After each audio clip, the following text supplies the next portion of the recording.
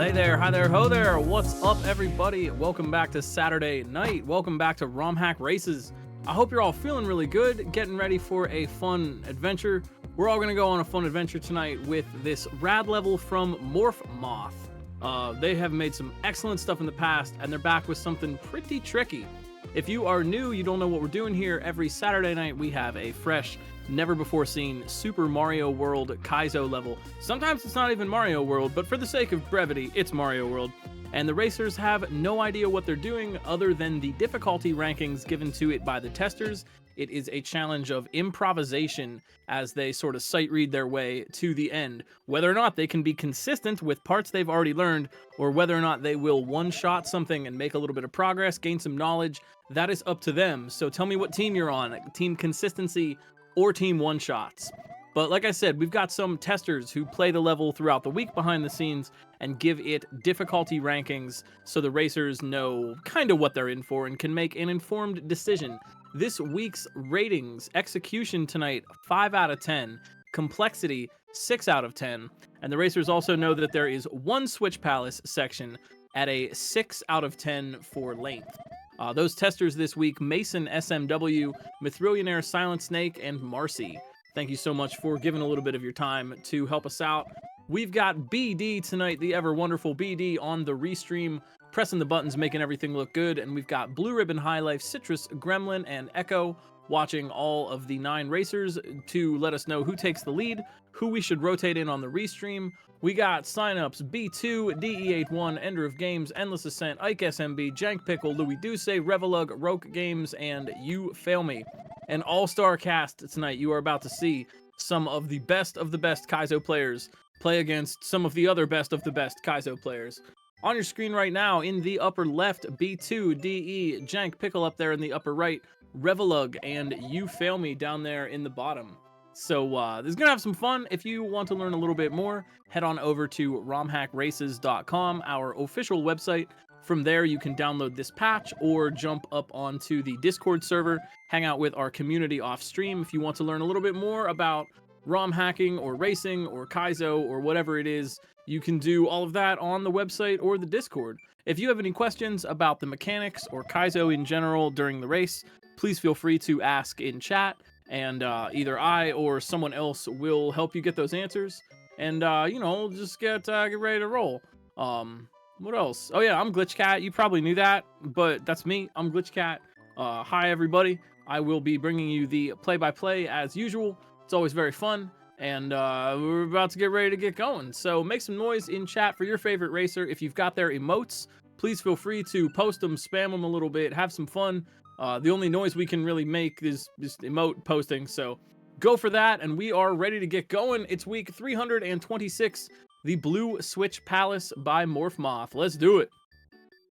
Hello, I would like to greatly appreciate if you could allow my entry for the 72-hour Kaiser level design contest. Level's very good and well managed. All right, yo, we're off and running. Let's do it. It is the Blue Switch Palace, and Switch Palace was the theme of the recent 72-hour Kaizo competition. So right off the bat, we're gonna get some tricky stuff tonight. I actually did play this a little bit. We're gonna see some tricks here. Jank Pickle in the upper right. We're starting off with a little bit of progress from Jank. Let's see, Jank Pickle in the upper right, already kind of getting the idea about what they want to do here. We've got these Rexes, and we've got some yellow blocks. 2 Rexes, they take 2 hits to kill, squish them once, and then poof them with the spin jump. Rexes are one of the only enemies in the game that will actually give Mario a large boost when he spin jumps on them. Most enemies will not do that. Rexes, for whatever reason, do.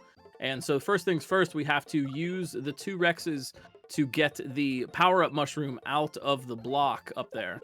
Looks like a lot of racers are kind of putting that together, how to arrange their bounces on the Rexes in order to make sure that there is 1 jump remaining. So you notice You Fail Me's got it, Jank's got it, Revelug's got it. All right, everyone's got it, B2. Everyone's figured this out. Kind of get the mushroom out and then have 1 squished Rex to jump on.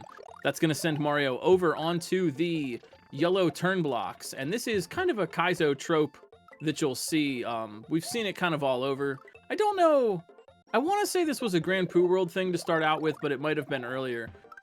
Spin jumping on a line of yellow blocks. I guess that's really as old as standard hacks. but here it's kind of been repurposed for Kaizo. Every spin on a yellow turn block with Big Mario, you will destroy the block and also kind of boost yourself up in the air just a little bit. So you have one hit to take the hit, get the bounce, and keep moving. And we're going to see quite a bit of that in this level coming up. You Fail Me. Ooh, yeah, all right. You Fail Me. Already getting some progress here. Ike, SMB in the upper right, moving quickly. They have figured out how to deal with these two blue shells. The other important spin jump property that we want here is that Mario's spin jump interacts kind of weirdly with different obstacles. Like I said, Rex's will bounce Mario up in the air with a spin, but yellow turn blocks will not. They'll just give you a little boost. And a lot of enemies, including these blue shells, will not bounce Mario up at all. But what they will do, and this is kind of subtle, but when Mario is specifically spin jumping on a shell like that, he won't descend. Basically, it's kind of subtle and it might be tough to notice, but watch out for it. They're launching that one blue shell up, right? They're hitting the block and dropping the second blue shell and then using both of them to cross that little gap. When Mario touches those blue shells, in the moment that that poof animation is happening, Mario is not descending anymore.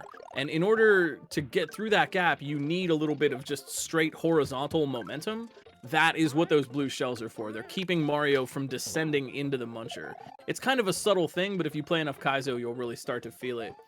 Ike, SMB though, man, way ahead of me already. Blue shells into the Charging Charles obstacle. This is kind of a tricky one. They've got this clapping chuck over here, and there is that gray platform up in the sky up there. Some water, those little circles, blue circles with the white outline, that is water. That is to kind of slow the chuck down a little bit and let it move a little more slowly, helping that line up. Chucks, as we probably know, have a wedge-shaped hitbox.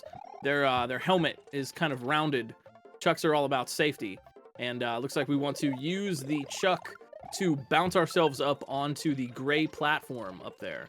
We can kind of land on the edge of that gray platform, but it doesn't really do us any good to land on the left side. So get that chuck. Yeah, Ike's got the right idea. Keep your eyes in the upper right-hand corner.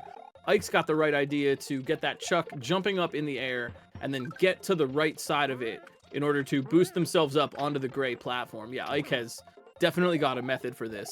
So this is where consistency is really going to come into play, because the more that players can be able to just get through this chuck obstacle, they're going to want to farm attempts at whatever is coming after that.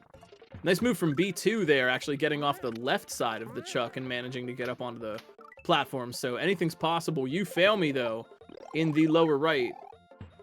This is good, good practice from You Fail Me, kind of scouting out a little bit. They know that they still need the mushroom for whatever reason, but since the run had died, they're going ahead and scouting a little bit and maybe trying to figure out what they're going to have to do when they get there. We got Louis Douce coming in here in the lower left. Louis with some ideas, Yeah, Louis getting a little bit past the gray platform as well. But this is definitely going to be a little bit of a game of consistency here, because this chuck obstacle is pretty tight. And, you know, the quicker, like I said, the more you can get past that chuck obstacle, the more we get to farm attempts at what comes after that. So get consistent quick is the name of the game here.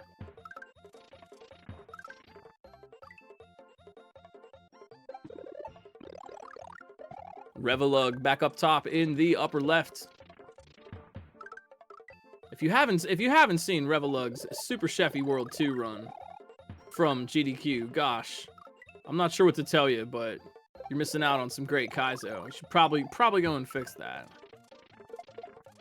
Now, Revelug, Ike, Louis, and You Fail Me right now. Oh, this is, man, I love this. This is just a freaking all-star stream we got going on here.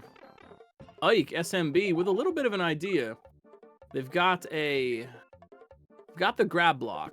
So we're getting up on that gray platform, and then we're presented with a purple grab block in the wall.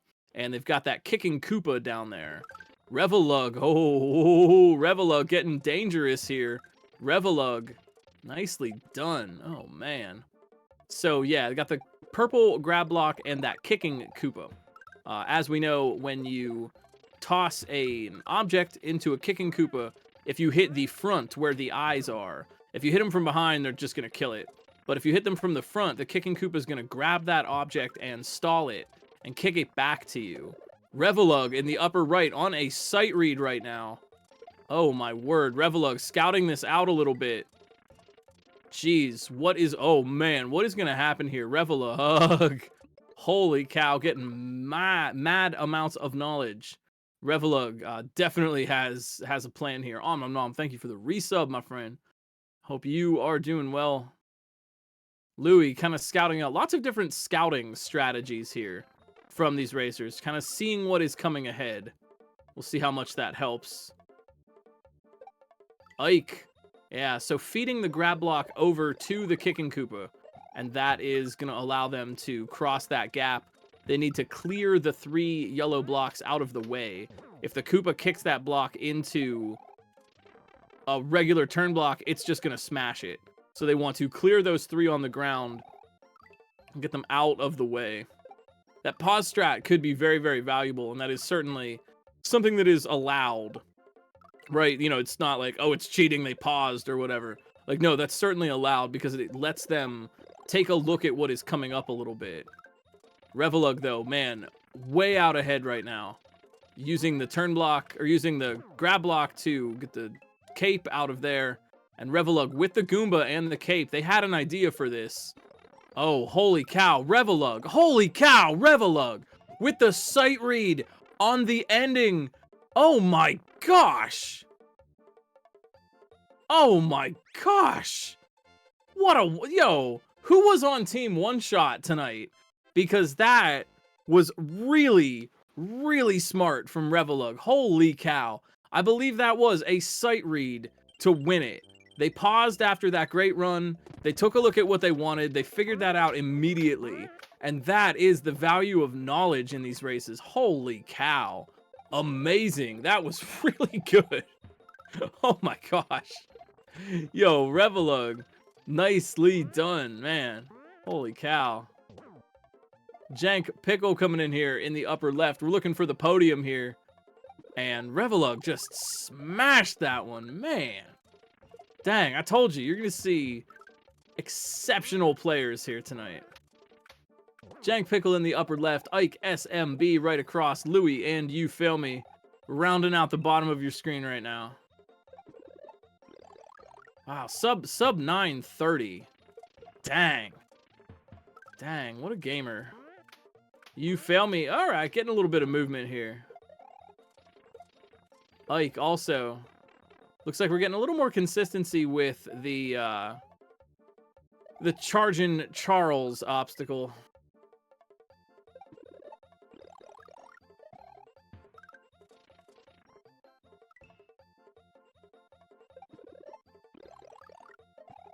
That was really cool though. I think it's been a minute since we've seen a one shot to win it. 2 shot on that final sequence, but 1 shot after the first time they had the Goomba in their hands, they managed to read out the rest of that. Super good. Again, if you have questions or you want to learn a little bit more, something you don't understand, please feel free to ask. I try to kind of break the mechanics down so people unfamiliar with Kaizo can follow along a little bit better with what's going on. But if there's something I didn't mention or you wanted to learn, the floor is yours.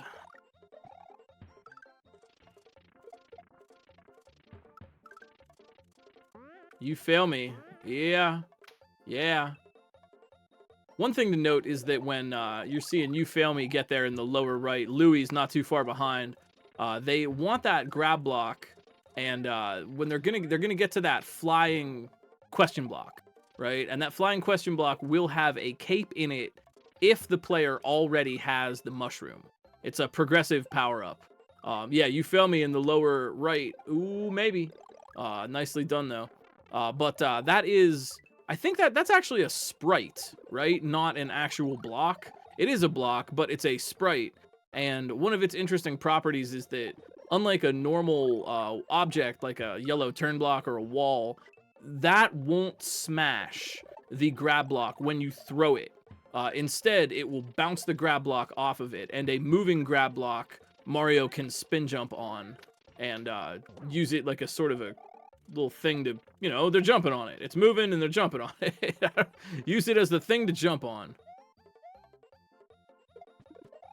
Ike in the upper right. Yeah, doing a little bit of scouting. This is a really good level, actually, for scouting and just kind of looking ahead. And Revelug, you saw, made really good use of that by just understanding how to play the game in their mind. That's a really good skill, you know? You can practice that anytime. Just look at a map of a level. You're not even playing the game, but just look at the screen and see if you can, like, play the game in your head and understand what you're going to do and how you're going to do it. I know that seems kind of redundant, but we've seen the power of this tonight, so you got some homework.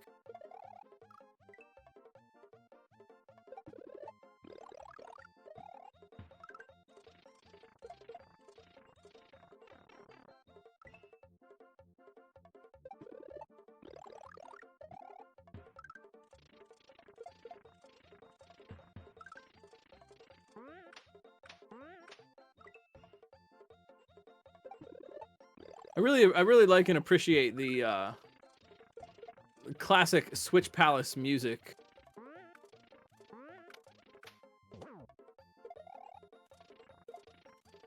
You fail me. Getting up to that feather, but trying to get the right angle.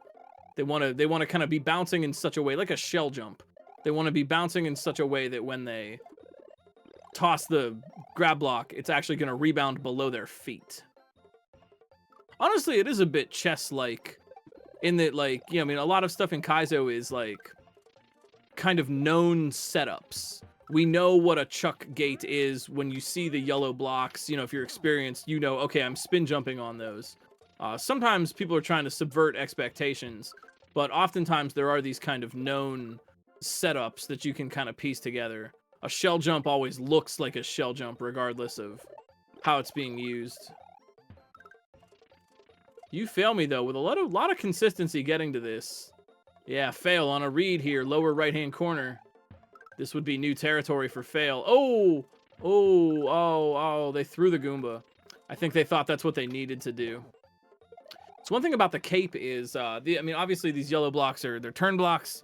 When you hit them from below, they start rotating, and they will stop rotating after a certain amount of time, but the cape can also spin the block from the side and get it rotating as well.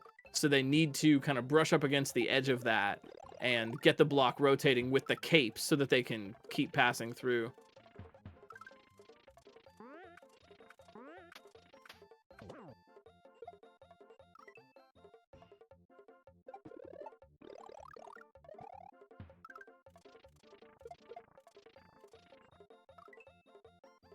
While we're at it, too, let's give it up for Morph Moth, a very, very talented maker, coming out with something really succinct and fun tonight. I think this level's got a lot of charm. It might be a little too late for the 72-hour Kaizo level design contest, but I would still give this one a pretty strong score.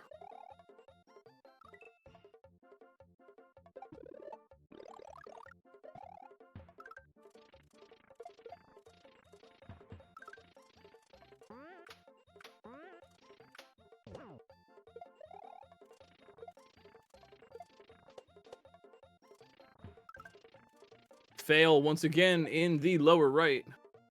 Ooh, needs to grab that Goomba, though. They are trying, but the cape spinning makes it kind of tricky. Louis Douce also getting the cape. And yeah, that's going to give them a chance to look ahead a little bit. Yeah, so hopefully they got some good information out of that.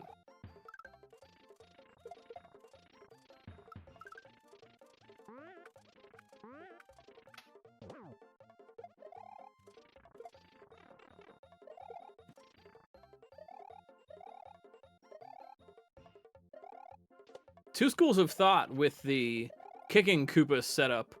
On the one hand, you see some players kind of just jumping off the gray platform with a regular jump, landing, and then throwing the block to the Koopa. Ike whether intentionally or not realizing there might be an easier way, is opting for a super kind of swaggy strat where they're spinning on that lone yellow block up at the top and then just juggling the block to themselves, passing it back to the Koopa that way, which is it's pretty swag.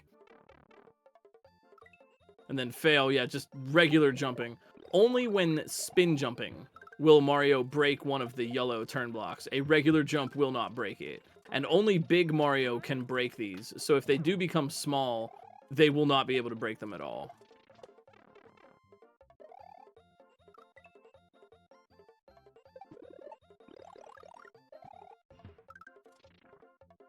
Jank also using the swag block juggle strat.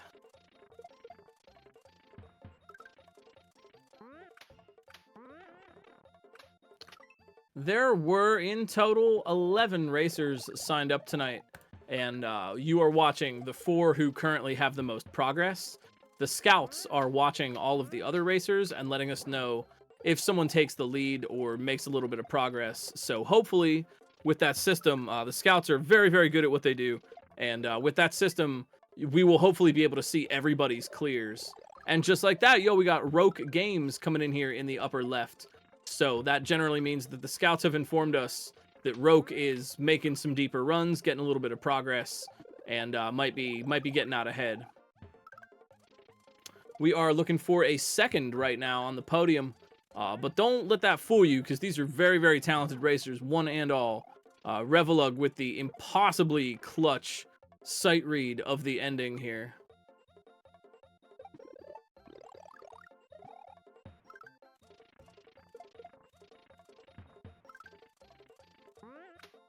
Louis, look out.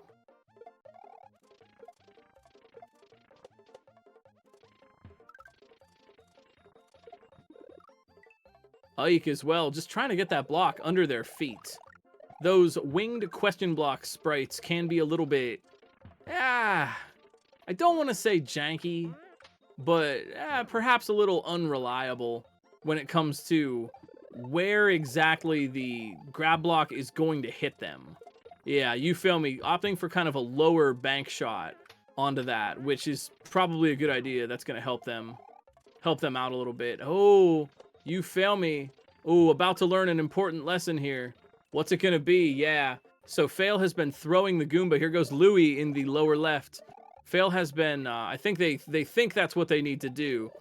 Fail has been throwing the Goomba at that one turn block in order to get it moving and get it out of the way, because they can't have the height to jump over it. But having gotten past that part successfully, they may have learned that now that there is something else that we need that Goomba for. So let's see if Fail can kind of put that info together. Meanwhile, Ike, ooh, look out. Ike in the upper right, getting a little bit quicker.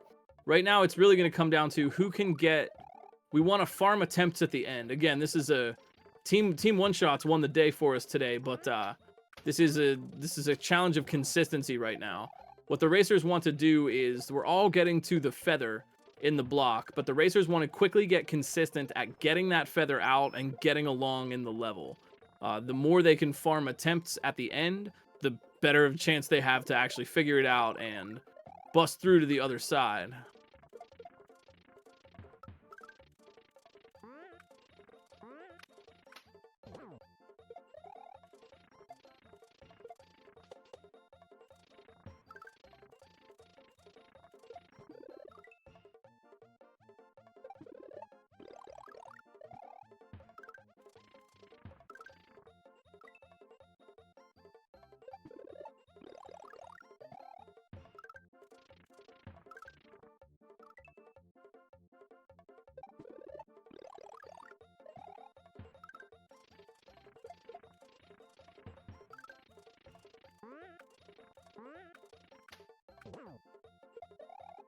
Da da da da da da da da da. Ike SMB in the upper right. Oh, trying to get that Goomba. You gotta be kind of tricky about how you grab that Goomba, because when Mario is spinning, his cape is just kind of flying around with him. That cape will hit the Piranha Plant, hit the Goomba, flip a block. that sort of stuff. Ah, geez, you fail me. Still tossing that Goomba. I wonder what they're thinking. I think maybe they... Yeah, that's a little bit of insight. I think maybe what they're trying to do is toss the Goomba and then grab the Goomba again instead of actually destroying the Goomba, which remains to be seen if that's possible or not. And there's Roke in the upper left. What they can do and what Revelug did for the win is instead of tossing the Goomba to get that block rotating and thus out of their way, instead of tossing the Goomba at it, they just rub up against it with the cape.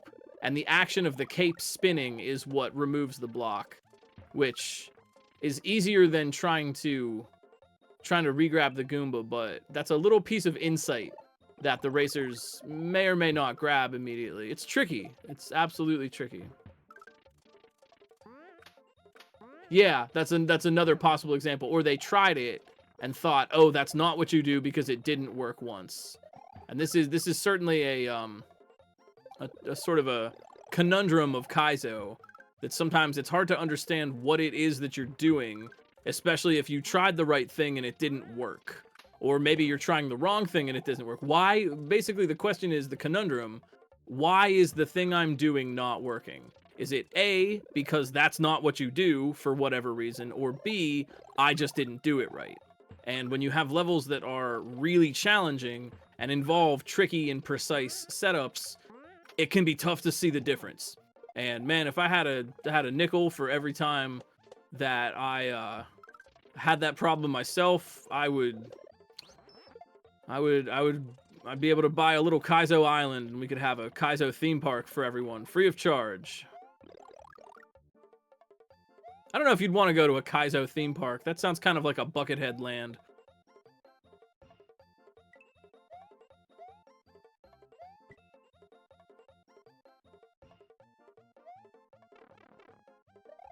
Oh, Ike. So they've seen the pipe, and hopefully that should give them a little more insight.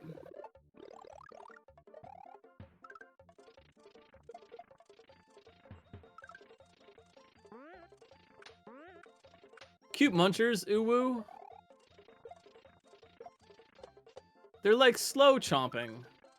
They're not as like fast chompy. Ooh, fail again with the Goomba toss. It always another Kaizo conundrum being, it's hard to question what works, right? It's working. What you're doing, what Fail is doing there. I don't mean to use someone as a bad example. Fail is an exceptionally strong player, but you know what they're doing does work. They've identified the fact that, okay, I need that block to be rotating. I need it to get out of my way because I can't jump over it. So I have to just get it moving somehow. That does work. Throwing the Goomba at it is a valid way to get that to happen. Unfortunately, it's not what you do. Or it's will work, but it is much harder. There is an easier way. But questioning that can be dangerous, especially in a race situation, because it's working. That is what is working. So insight is sort of a third pillar of this consistency, one-shots, and you know, maybe we can add a third pillar of skill to this, which is insight. Insight into the mechanics, insight into what is working or not working. B2 coming up here in the upper left.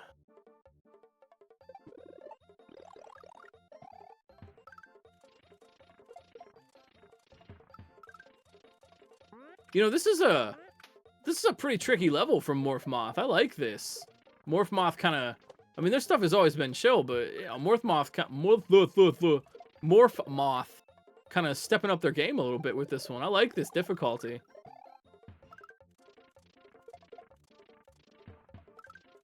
Oh, too, don't worry, Blue Ribbon. In testing, I also tried to grab the falling blue shell.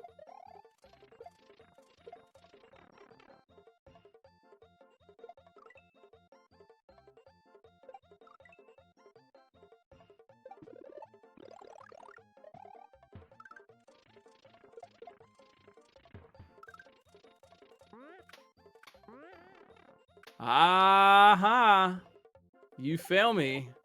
Maybe. Did we just see the light bulb come on? Maybe that's the insight they are looking for.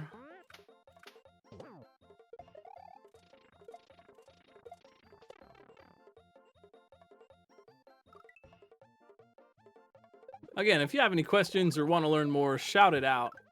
If you want to play this for yourselves, romhackraces.com or the get level command on Discord. Big shout outs to Kelgand for helping us out with behind the scenes bot stuff like that.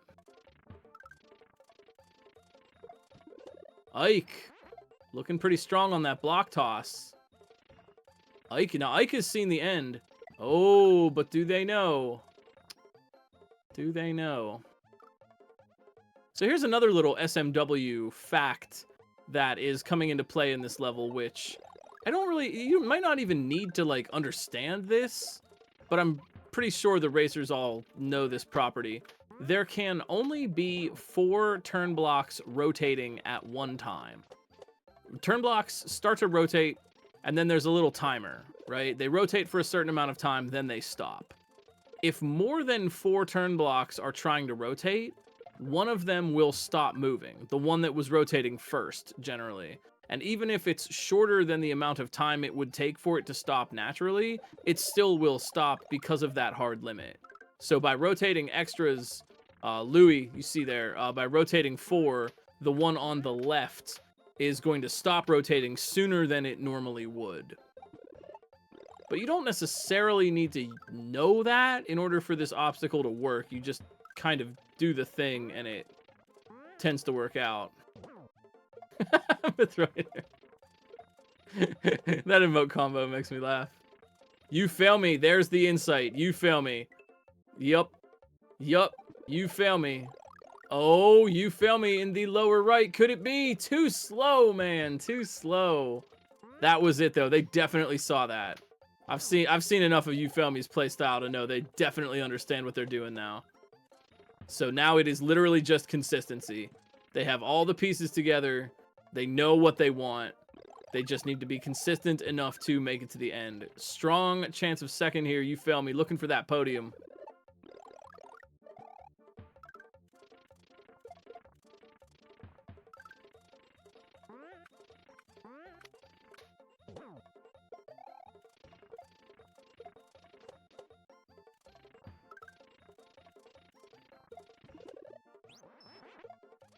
Oof. Ike, though. I think this is going to be a pretty tight race for rounding out this first podium here. Ike looking like they know what they want. Louis, never one to lose sight of the ultimate purpose. Moons and cheese.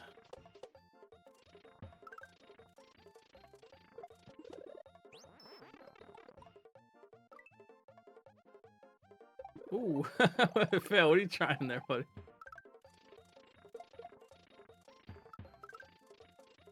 And for what it's worth, you know, the ending of this also abuses just a kind of a little Mario World thing, where if you have a mushroom and you get an additional power-up, like a cape or a fire flower, the mushroom is now stored in the item box at the top of the screen. A lot of Kaizo hacks tend to just get rid of that because it can allow for cheese. But in this case, Morph Moth kind of putting that to work. Fail. Can you make it? Oh, oh, man. Oh, that was it. They had the iframes. They grabbing that mushroom while they have iframes, powering up, and then getting off of those munchers with the iframes. Louis, same problem. They are throwing the Goomba. Oh, I see what Louis was trying for there.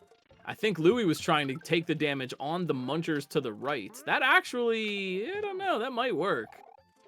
We'll have to see. But yeah, failed. Just neglecting to duck. Happens to the best of us. Ike in the upper right for their shot. Ike knows they want to swipe that block. So yeah, it's gonna be really close for second here.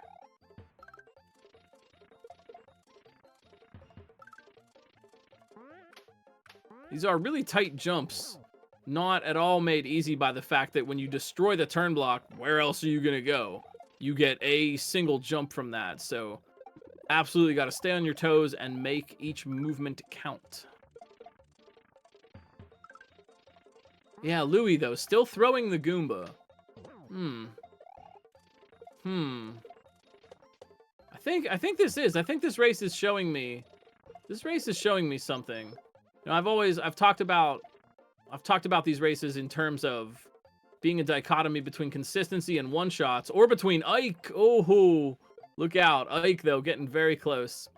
But, you know, I often talk about the consistency and one-shots dynamic. Whether or not the racers will be consistent at the parts they've already learned, or whether or not they will be able to one-shot something, and that can change the lead or shake things up a little bit depending on who does what at what moment. But I think there is a kind of a third component, which is sort of an X factor involved, which is insight.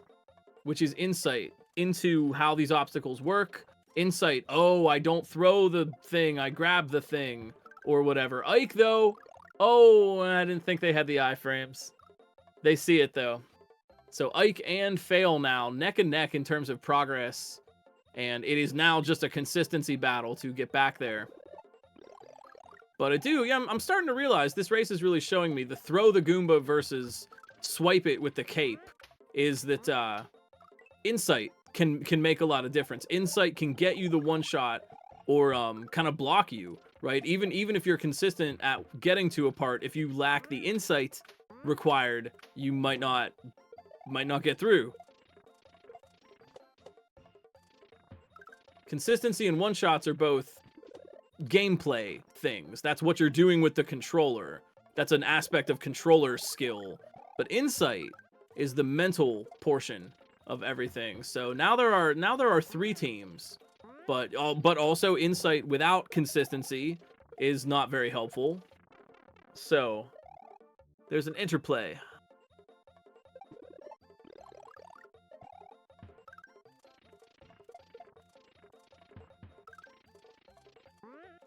Oh, yo, glad to be back commentating. This is one of my favorite things to do in the week. Always a good time. Louis in the lower left. Oh my. Louis figured it out. Louis has definitely figured it out. Can they go fast enough? Louis with the crouch jump. Oh, there it is. Yo, sneaking up. Big insight and big one-shots. Louis, looking for the corner jump. Louis. Oh, good job, Louis. Yeah. No, hey, it's not over yet. Oh my gosh, you fail me. Oh my word, you fail me. No way. You fail me getting in there, and Louis going for the jump. Is this going to be the game changer? What's going to happen?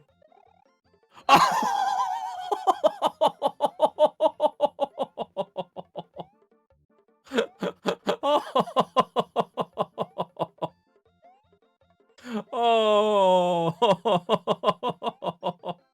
The snipe. Oh, that's great. Oh, that's great. The snipe. Oh, I don't think I've ever seen that before. Oh my gosh, Ike. Oh, jeez. Oh, jeez. You know, I respect the heck out of Louis as a player.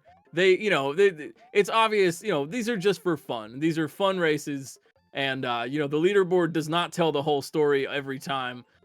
It's the player versus the level. It's us improving our skills together and working hard together. And it's us playing how we want and doing what we like. So I am sure Louis would not be bothered by that. They are a very respectable player. Yep, they are gonna get this, man. They want this corner jump. Jang Pickle coming back in here in the lower right. You fail me with the snipe on the second place. So the way this works, for those that are uninformed, in vanilla, the lower corner of this Switch Palace, right there where Louis trying to get, that corner is actually like a sprite block for whatever reason. And if by jumping correctly and putting your feet right in there, you are able to clip into the wall and get a 1-frame jump. If you jump at exactly the moment you're clipping, you will get a 1-frame jump off of it. And it's just sort of tradition to get the 1-frame jump off the corner and then the yump. So basically what Louis trying is just a swag move to get two 1-frame jumps in a row.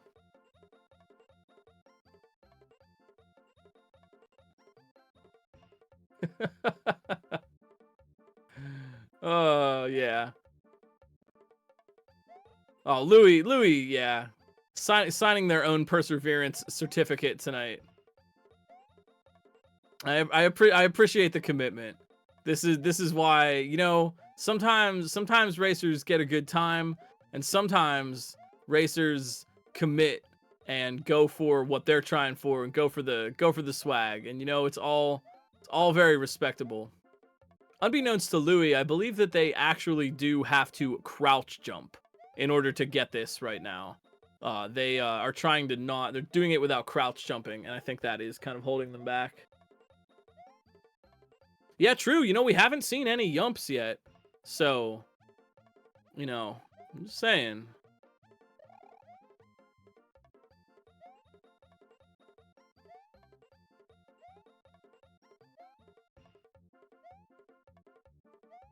I'm just starting to get curious if they're gonna get double sniped by this, because Ike up here in the upper right is looking dangerous on this run right now. Ike knows everything they want out of this. Oh, are they gonna get the double snipe? No! Ike going down.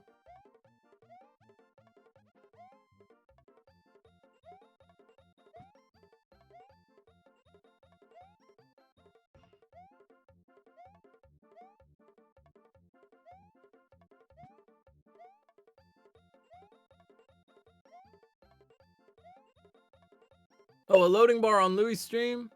Oh no. Maybe that's just on my end. Oh, yeah, it was just on my end. All right, we're good. Louis all right. No, it is possible. Oh my gosh, Ike. Oh, Ike. Ike. Wouldn't it be so funny if they also tried for the clip? Oh, they're doing it! Oh, man. I thought they were gonna try for it too. Ike, oh my gosh, yo, the double snipe. Oh man, that's so funny. That's so funny. Laughing with, not at. These are very, very, very talented players. This is a great recognition of the fact that these races are for fun.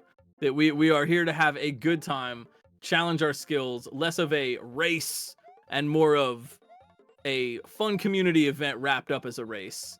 And Louis, I think, is doing a great job of illustrating that. This is not competitive. This is fun together. So thanks. Always a class act. Louis do say. Always a class act. Okay, alright. Yeah, if I would have gotten the corner jump. Yeah. Yeah, unbeknownst, you did have to crouch jump. I'm not sure why, but the way this level is built, Louis would have had to have crouch jumped and be small Mario. When you're big and you're crouching, you are the size of small Mario. And no yumps yet, but you know these racers are trying for it. If there is one thing, we got, let's see, B2, Roke Games, Ender of Games, Jank Pickle coming in. If there is one thing that I could teach the Kaizo community, if there's one, like, request that I can make that everyone put in your heads, it would be to crouch jump more. If you're playing standard, it's a great idea. You have power-ups. You're big Mario. You take up 2 tiles. Be smaller. You won't get hit by things as much. Crouch jump. Maybe, you know, you're in a Kaizo situation and you're big and you want to save a little bit of space or not touch the ceiling. Crouch jump. Especially, like, if I ever get it done and you're playing Subcon 2, I'm making you crouch jump all the time. You are going to be big character and you are going to freaking crouch jump and you're going to learn it. And I wish that more players would think to do that more often. And players do. Granted, people do that. But I wish that they would do it even more often so that there are certain things that are intuitive in Kaizo. You see a chuck gate and you think, okay, do a chuck gate. You see a shell jump wall and you think, do a shell jump. 2 shells, double shell jump. And so on and so on. And I wish that big Mario crouch jump was something that players would intuitively think of in the moment. I think that would help makers design interesting obstacles. And frankly, I wish that I could do that more and players wouldn't be so confused sometimes. So, ABC. Always be crouching. We got Germ Dove coming in here in the lower left. Or do we? I'm just seeing a white screen. I don't know if you are.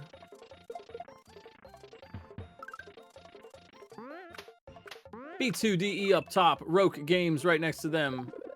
Germ Dove apparently in the lower left. And Jank Pickle down below. Are you all seeing? I just got a white screen for Germ Dove on my end. I'm not sure if that's coming through. You got all the Germ Doves? Huh.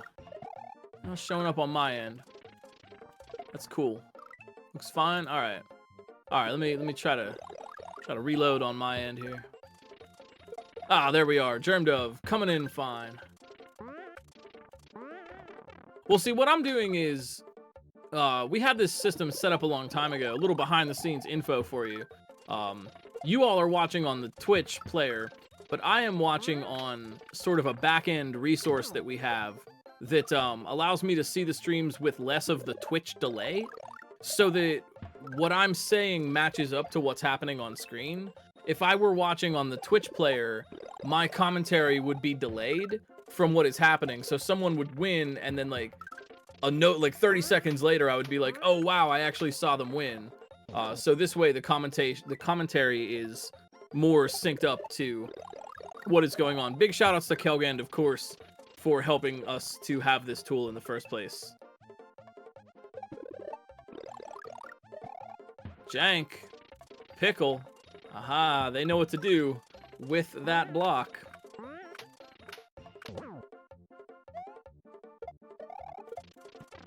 Oh! Yo! Oh, what a smart move. Germ Dove. Oh, gosh. Did you catch that? Oh, man. Germ Dove with this hyper brain strategy there. Oh, man. They're going to do that again. I know it. Germ Dove with the absolute hyper brain.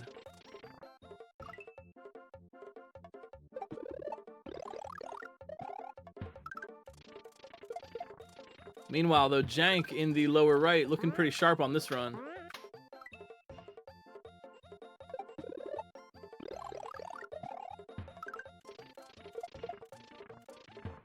Oh, Jank off the Goomba. Yo, strats. Jank, Pickle. Nicely done. Boosting off that Goomba to get the mushroom sooner. Smart. Nah, not a yump, but a strong finish. Good job, Jank Pickle. She is one to watch out for, I'll tell you. Heck, Jank even absolutely obliterated my score on Ninja Turtles Pinball at GDQ. A multifaceted gamer.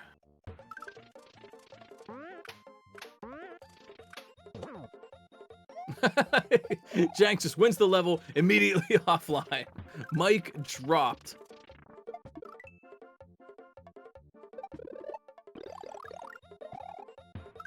GG Yank Pickle.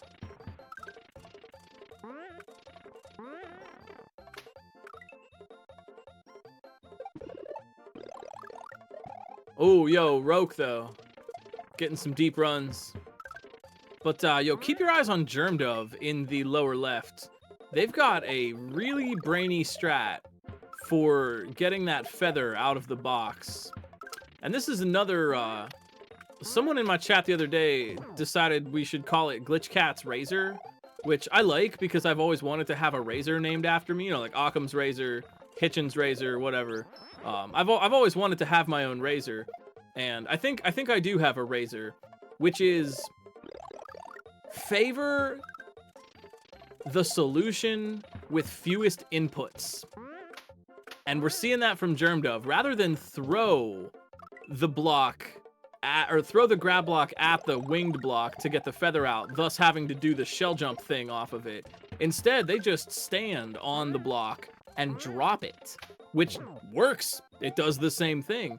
And in so doing, they minimize risk. Because here's the thing, as I'm sure you know is intuitive enough, inputs are points of failure, right? How else do you fail at the game besides maybe RNG, but by pushing the wrong buttons, right? The more buttons you have to push, the more chances that you're going to screw something up. The more timing windows that you might mess up, the more chances you're going to press it at the wrong moment, press the wrong thing. Inputs are points of failure.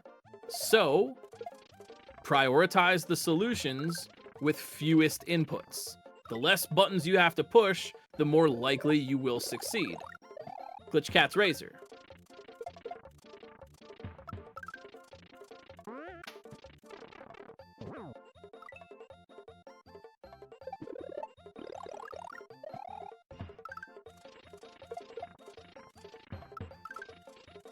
And we're seeing a good example of that from Germdove, right? They press fewer buttons.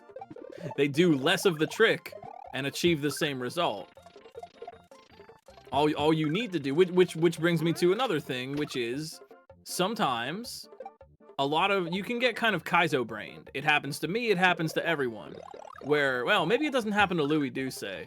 But you know, oftentimes we're thinking in terms of, what am I supposed to do here? What did the maker want me to do? You know, when I don't understand an obstacle, sometimes I'll cry out, like, what do you want from me? What do I do? And I'm thinking in terms of, what is the solution to this puzzle? Maybe that's the wrong way to think about it. Instead of thinking about, what am I supposed to do? Maybe start thinking about, what can I do? Right? On the one hand, you're trying to follow the maker's script. On the other hand, walls are suggestions. Things are just suggestions. The maker's job is to enforce their ideas, but they don't always do that due to oversights or glitches or something, right? It's a good way to find cheese when you start thinking about, what are my options physically in this particular situation? Oh, hey, looks like B2. Aha, we got 2. And again, this insight thing is coming back here tonight. That with a little bit of insight into the situation, the racers are able to find a little alternate strategy or help themselves out in some way or another. Oh, geez, yeah, Germdove even knows about the cape swipe on the block, so looking pretty sharp over there.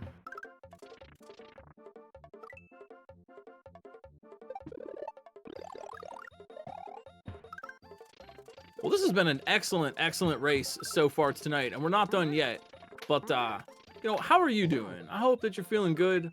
Thanks for spending a little bit of your Saturday night here with us on RomHack Races. Before dropping a follow for us, because we do have these races every Saturday, go and follow these racers. They are really, really excellent. You get to see a lot of really good Kaizo. There are so many talented people in our community who are playing the wildest, weirdest hacks you've ever seen. And, you know, they really deserve a lot of love. So go and drop them a follow. And while you're at it, you can play some more stuff from Morph Moth. They have some stuff on SMW Central. Their work is really good, and I know you will like it. Yo, B2, yeah, using that same cheese. Very good. Ooh, yo, B2, look out.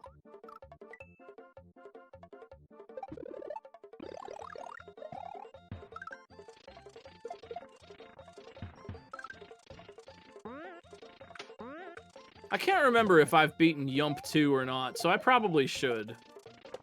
Probably go play it again, huh?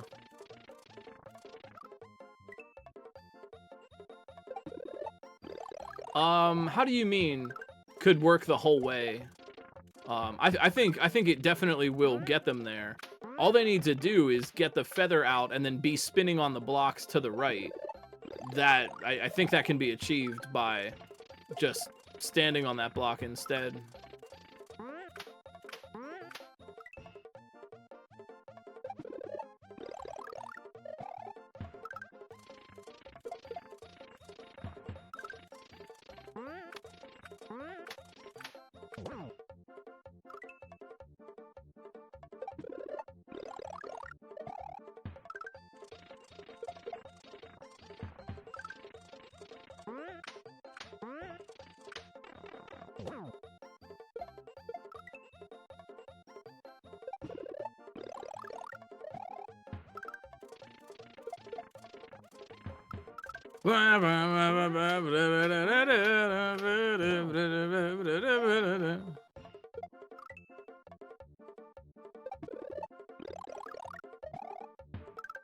I like that we have Morph Moth chose to use the Yoshi drums version of this, even though we're not riding Yoshi.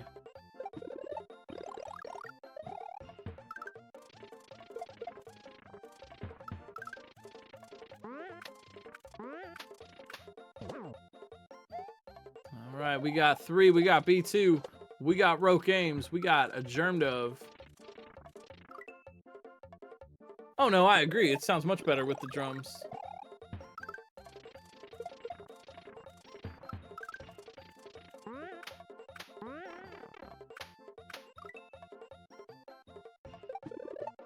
Hey, no problem. Absolutely no problem. You got the skills to beat it. Thanks for racing with us. I'm absolutely sure you can do it. Remember, once again, you know, we say ROM hack races. The race is the wrapping paper that you take off and throw away. This isn't necessarily a wildly competitive endeavor, and I'm genuinely convinced that Kaizo doesn't need rankings and player ranking, you know, that kind of thing. You know, it's fun to do it as a joke, but at the end of the day, this is some artistry, and it's us versus the level, and that is very good. I think that's a good thing.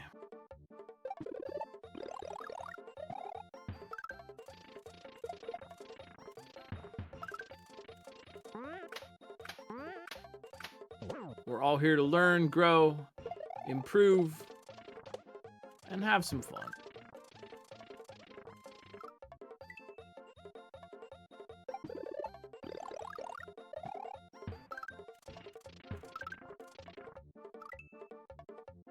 Speaking of which, I want to give a little shout out. I'm pretty sure, right? Correct me if I'm wrong, but I'm pretty sure that Roke Games here has been pretty hard at work on Jigoku 3, and as a fellow devotee of Jigoku 3 right now, gotta wish Roke luck. I think they're pretty close to the end. I think they have a few more levels cleared than me, actually. So I think they may be the second person to beat that.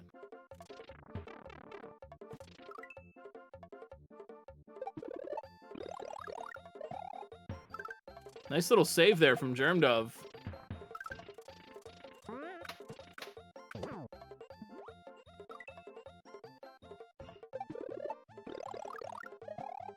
Yeah, I think from what I've seen on their streams, I think Roke and I took different paths. So they're playing some levels that I've already beaten, and I'm playing some levels they've already beaten. Shoutouts to Jigoku 3.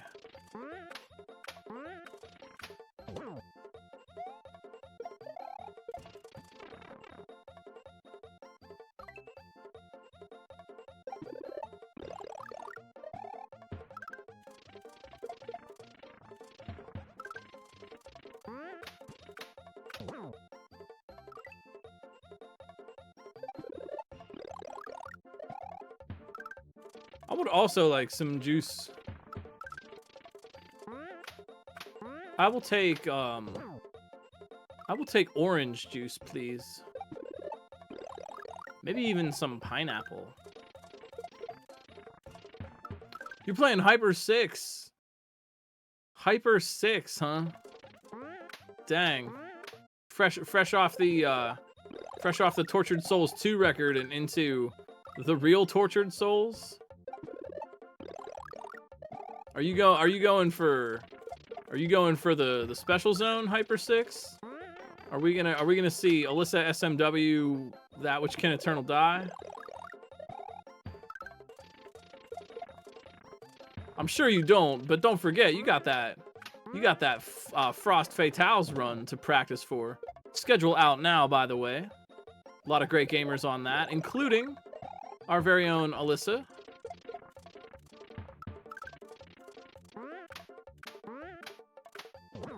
Man, you know, like, Cuphead don't deal with the devil.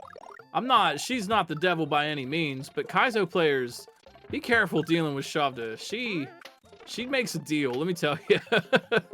It's all about that. Not to equate her to the devil, she's rather the opposite. But watch out. Watch out. She'll get you. She'll get you playing something astronomical. Oh no, I'm just being silly. Shoft is a kind and wonderful person.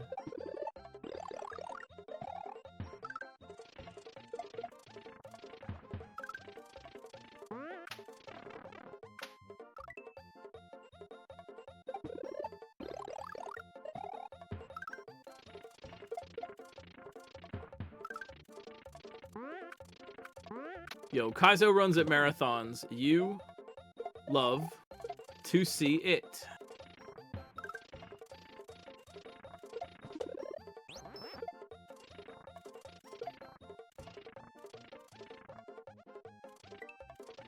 B2!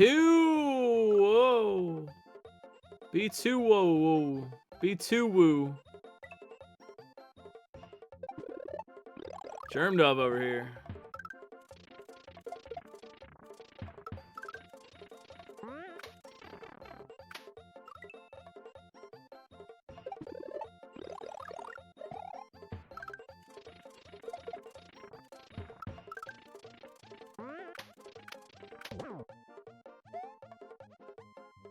B2 woo.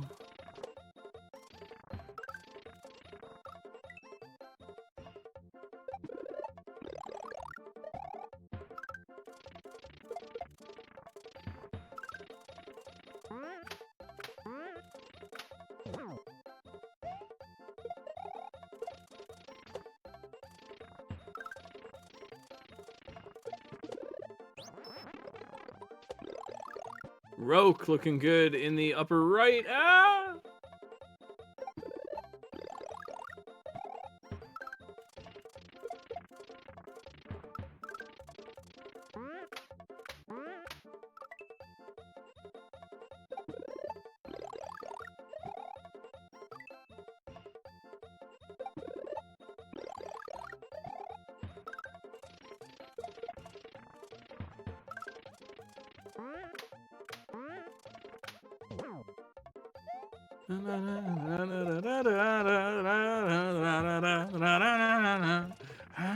Everybody.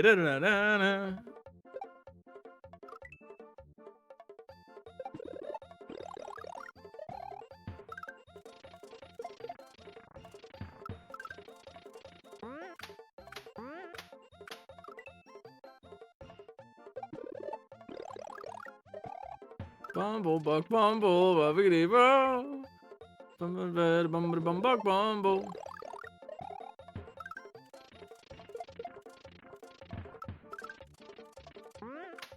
Look, we were talking about it the other night, but if you're not aware of the Buck Bumble Mario World mashup remix song, you should go and check that out. We can get that posted for you. It's I want to call it an earworm, but we're talking about Buck Bumble and he's a bee. So, not sure what kind of worm it is. It's an ear bee.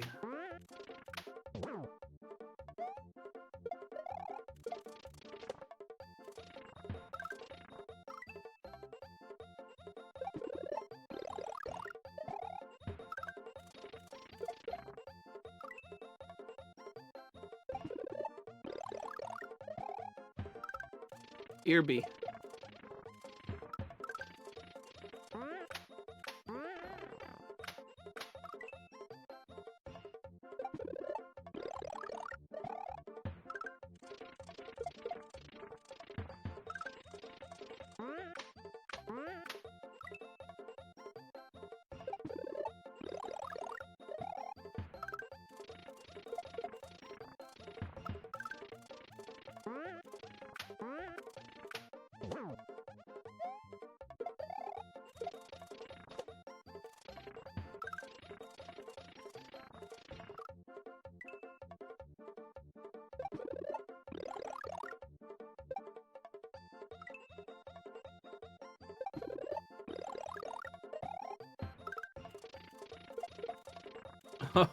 Oh no, Germ Dove. Kind of stranded. Oh, nice save though.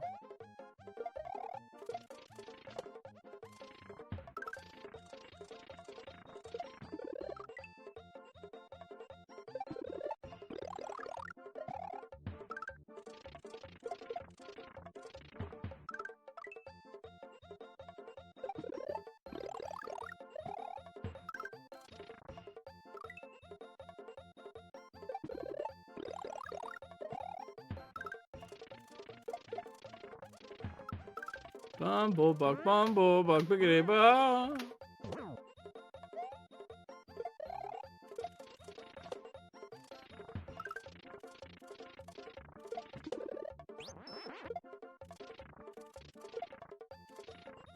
Ooh, yo, B2 in the upper left. Ah.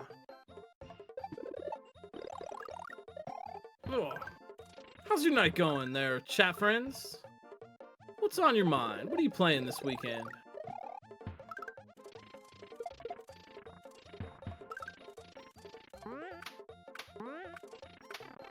Oh, again, if you're coming in late, you didn't learn something, you want to have something explained, please feel free to ask.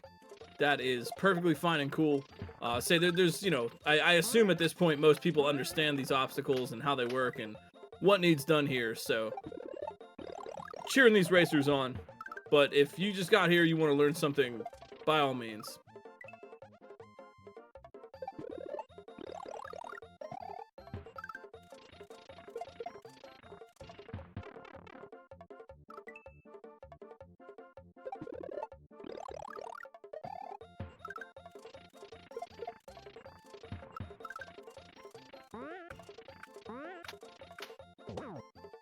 Ugh.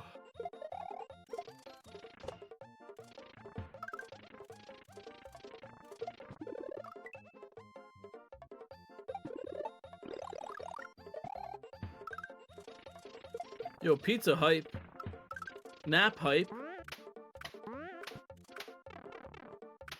Hype sleep. I love hype sleep.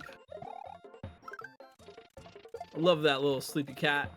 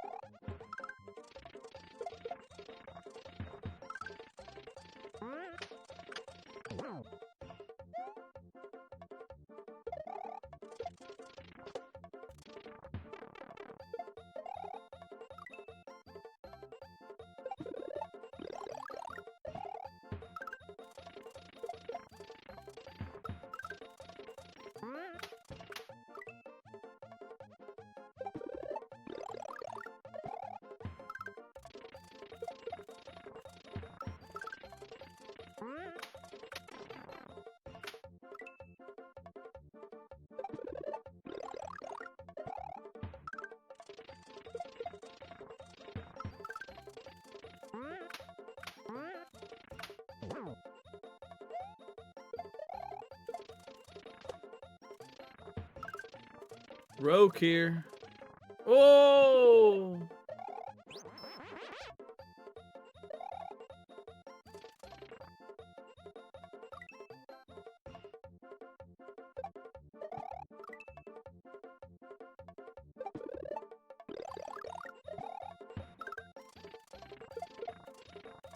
Oh. Oh man, I could go for a pizza nap. Seems delicious.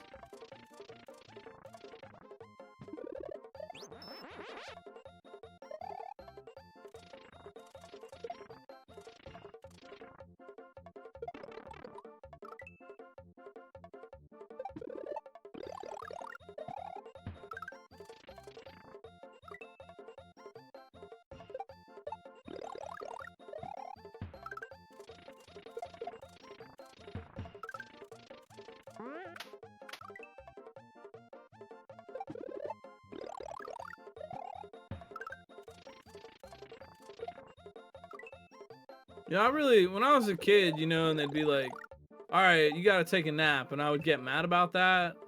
I wish someone would tell me that now. Roke, look out, Roke in the upper right. Oh, so, man. Yeah, they just kind of misplayed that just a little bit. Just wanted to land on those munchers. Nicely done, though, Roke. Looking dangerous.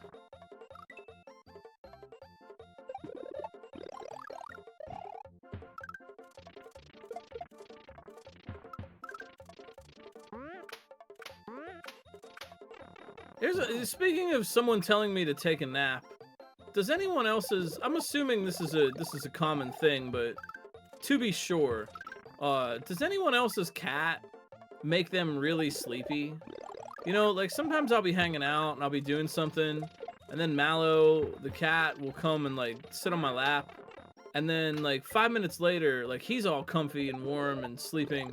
And I'm just like, oh man, I'm getting really tired too. Like he has like a little spell, you know, he does like a little sleep spell on us.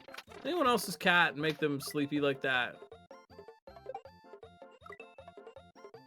Yeah, you know, he's just kind of soft and he purr and it's relaxing, and pretty soon I'm just like, I'm tired.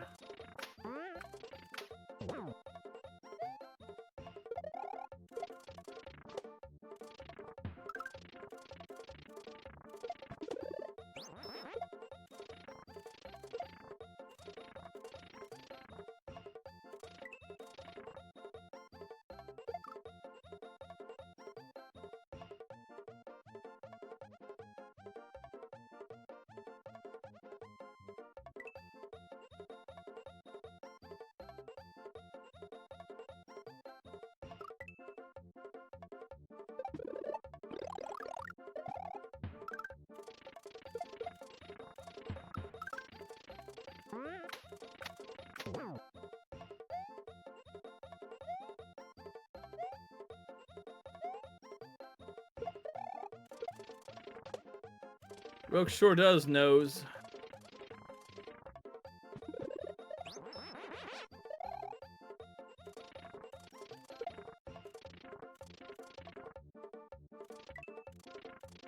Oh, B2.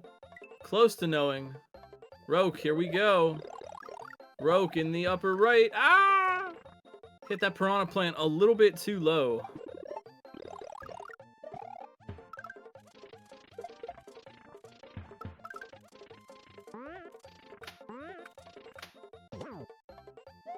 The cats just be like, hey, are you doing something? Why don't you not do something? Why don't you just sit very still and go to sleep? And I'm like, you know, that doesn't sound like a bad idea. And then I do.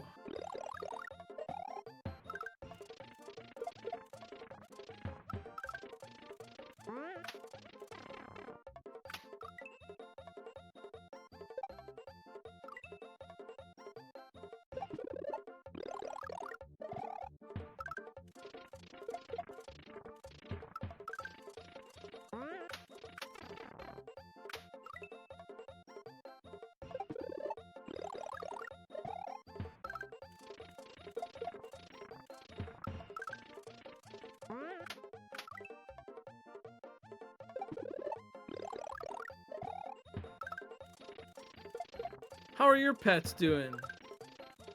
Yeah, your cat's laying on your desk and purring? Aw, that sounds like a cat. How are your pets? Cat, dog, bird, snake, or otherwise? How are they doing? I want to get some pet updates here.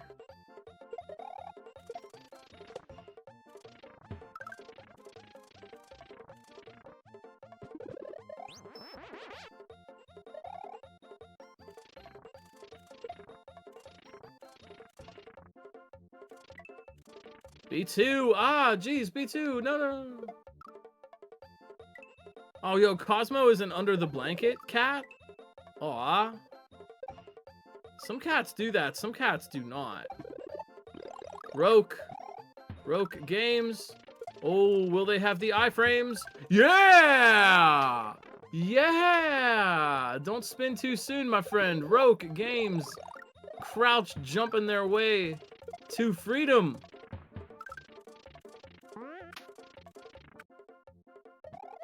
Come on. Yump! Let's go!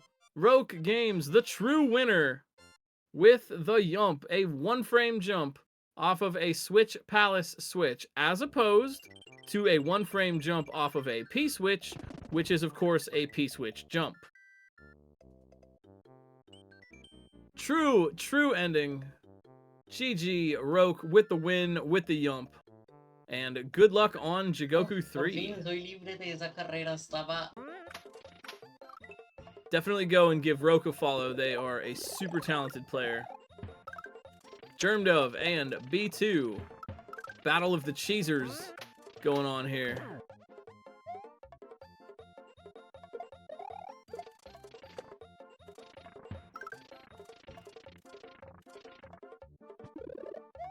Ooh. Yo, B2. Managing to reclaim that, re-grab that block.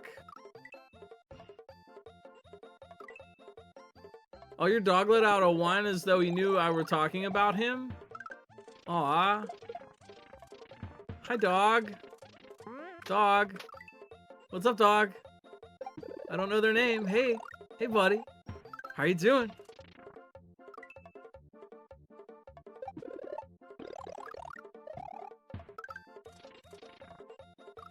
Sometimes I like when people ask, like, as a streamer, I like when people want me to talk to their pets.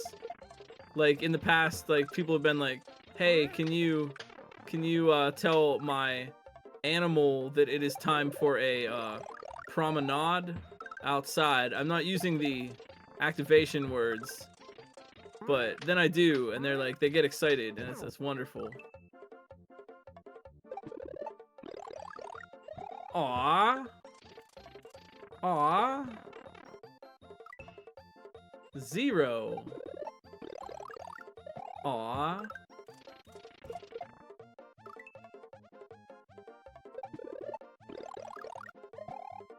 Hi, 0. Hi, you're good. We love you.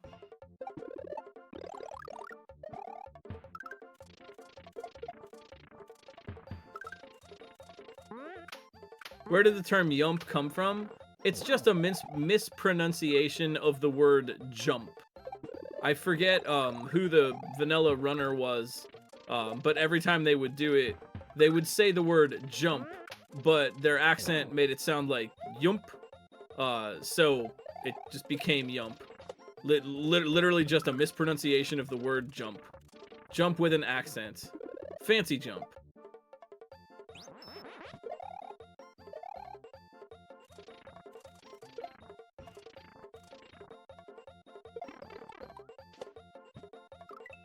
I was gonna guess the skateboard company. So.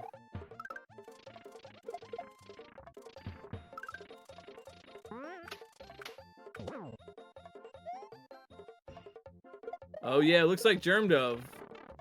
Yeah, Germdove has figured something out here.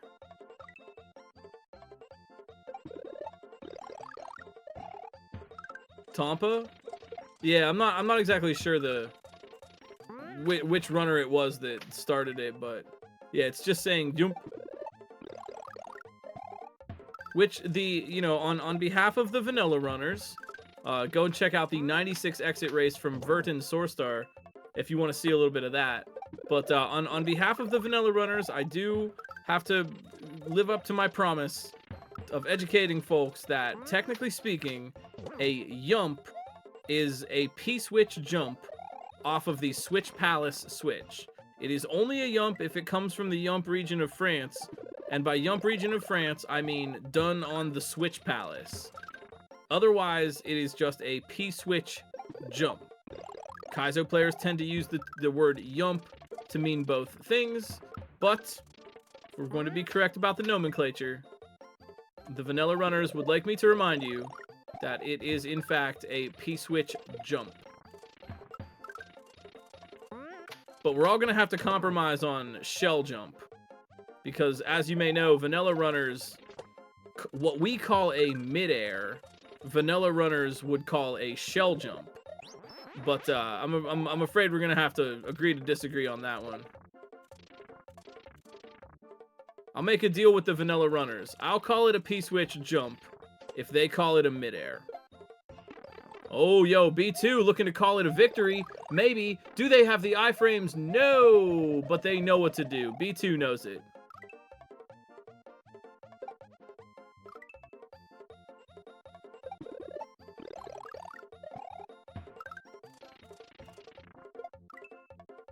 That I don't know, Blue Ribbon. That's a good question. That I'm not so sure.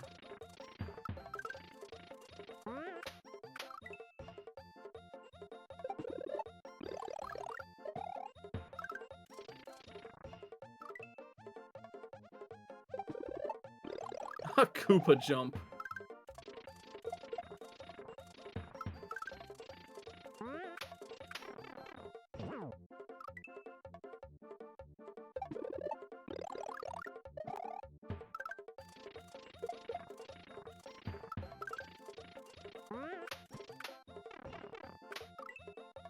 The history of Orb? I think, honestly, didn't Orb start as kind of a GDQ meme? I mean, obviously, you know, the question Orb. Yeah, yeah, that's what I thought too. The GDQ crowd just started saying Orb, and now it's a GDQ meme. In vanilla, there's only one. Only in the sunken ghost ship outside of Valley of Bowser do we ever actually encounter the titular Orb. But, you know, obviously they're all over in Kaizo. Well, I guess that's not true. If you're doing, Orb glitch, then I suppose you may encounter more orbs. Morbs, as it were.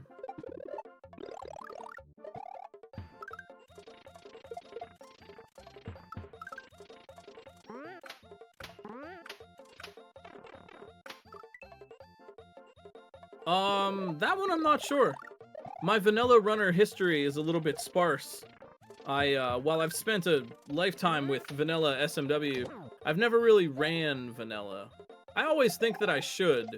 Like, oh, I should do that. And then I, like, never do. I don't know, I think I've played so much vanilla in my life that I might get a little bit bored. But maybe I should just, like, do it sometime, just...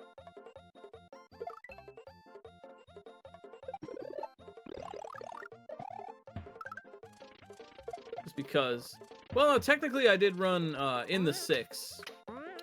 That's the one vanilla category I have ran.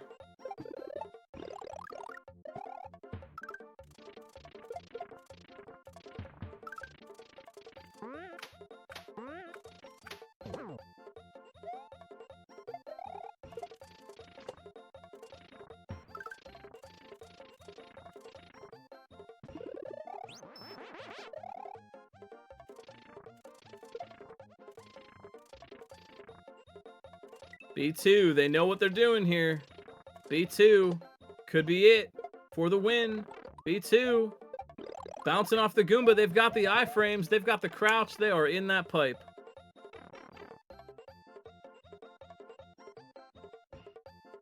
Oh, all right. Respectable. Respectable. Oh, look at this. Look at this. Respectable. Oh, no. Germ Dove. Oh. Oh, oh no, are we gonna get another snipe? Is this gonna be another snipe? Oh, respectable gameplay. Look at this. Oh, oh, they got it. All right. All right. B2 DE81 with the wall jump. Admirable. Absolutely admirable. Well, yo, we are down to our final racer, and as is customary, we're looking to send you over to their chat so you can cheer them on.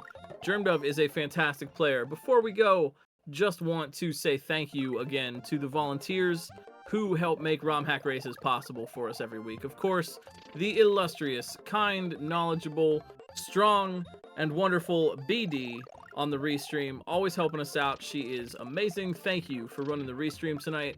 Morph Moth, of course, for making this eloquent level for us. The testers, Mason, SMW, Mithrillionaire, Silent Snake, and Marcy. Thank you so much for that. Fen, Spirits of, always wonderful, always helping us out. Of course, Kelgand with the bot stuff behind the scenes. We appreciate that. Citrus, Blue Ribbon, and Echoes for scouting for us tonight. All of you in chat for bringing your hype and energy to everything. Go and follow the racers, and additionally, drop a follow for us here on ROM Hack Races. Check out the website, jump on the Discord, and hang out with the community any old time. We will be back next week for another race, so feel free to join us, hang out, and have some fun. Keep your heads up, keep working hard, and I have really enjoyed our time together tonight. You matter, Your thoughts matter, your heart matters, your feelings matter. You matter to other people in your lives, you matter to me as human beings, you matter to the internet's #1 long boy furret, and the people who matter to you in your lives would love to hear from you about that. We know Black Lives Matter, LGBTQIA+ lives matter, Indigenous lives matter, disabled, autistic, and plural lives matter, and you. Keep it cool, everybody, and we'll see you around the bend. Thank you so much for hanging out tonight, making ROM Hack Races a little part of your Saturday. Let's go cheer on Germ Dove. I am sure they will win. Till then, keep rocking, keep working, keep your head up. We're going to get through. See you next time. Peace.